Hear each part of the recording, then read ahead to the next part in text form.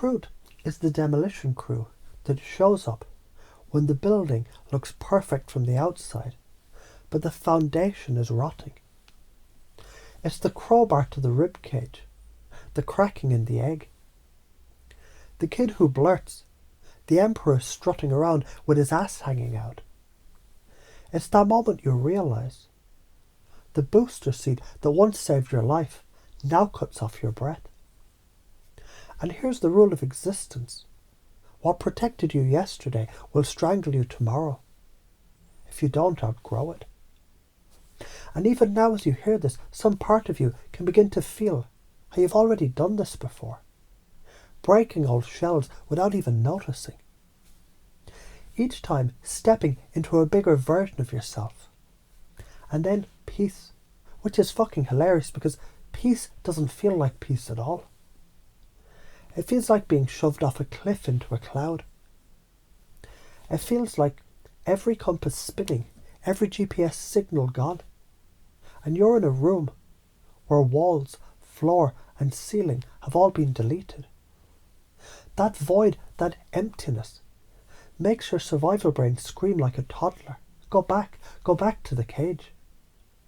At least you know where the bars were. And yet, as you listen to this, you can notice, perhaps for the first time, how your unconscious can begin to relabel that terror as raw possibility.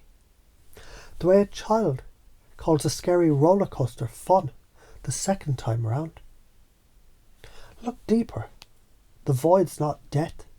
It's incubation.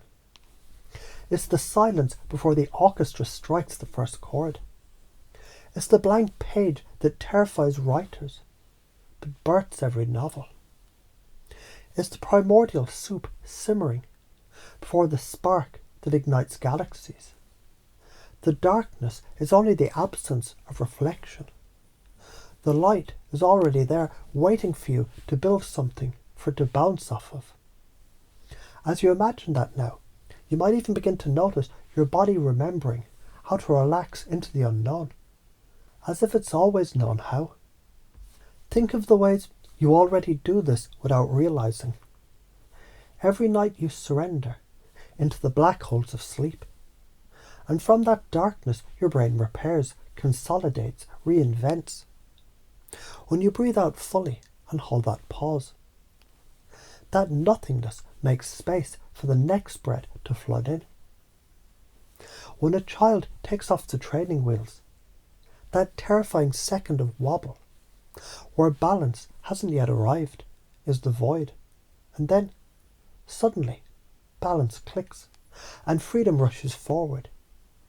Even now your unconscious can begin to strengthen that pattern, so you naturally, easily, unconsciously lean into the moments instead of away. Now imagine refusing the void. Imagine clinging to a rotting raft because you're scared to float free. That's the karma of fear. You repeat the cycle. Relive the same heartbreak. Get trapped in the same cubicle until you're sick of your own excuses.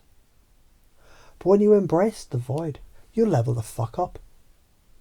You leave the museum of dead dinosaurs and become the mammal that survived. That's evolution. That's the game. And while you picture that, notice how some part of you already prefers the freedom over the cage, the wings over the shell. Zoom out. Every species, every civilization, every human life expands only to rupture. Rome fell, and from its ashes came Renaissance. Caterpillars dissolve into soup before wings emerge, and you're no different. Zoom in. Every awkward silence before you confess your love. Every breath before you leap off the diving board. Every moment you hesitate before saying no more. That's the void. And every time, once you step through, the world rearranges itself in your favour. So as you imagine that now, you can feel your nervous system beginning to rewire itself toward courage. Science backs this. Neuroplasticity only lights up when the old circuits break. Your prediction machine brain needs disruption, confusion, uncertainty to rewire. Confusion isn't failure. It's the doorway where change sneaks in. And you're already walking through it, right now, simply by letting these words in. So hear me now, like a father telling you the truth you can't unhear. Stop running back to the sinking ship. Stop confusing the womb for a tomb. Float in the void. Trust the uncertainty. Let it sculpt you. Because what feels like death is your rebirth in progress.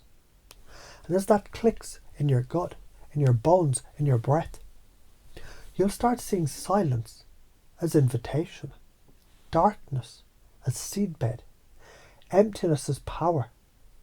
Truth shatters, peace terrifies, the void gestates, and the new you rises, whether your ego signs off or not. Right now, as your unconscious installs this, it's beginning to link this new belief to your identity. So each time you face uncertainty, you automatically feel curiosity instead of panic, creative excitement instead of fear. So even before you know you've decided, you're already moving forward, because the void doesn't take your life, it gives it back. And as you notice that, you might also notice a new freedom already expanding inside you, even now.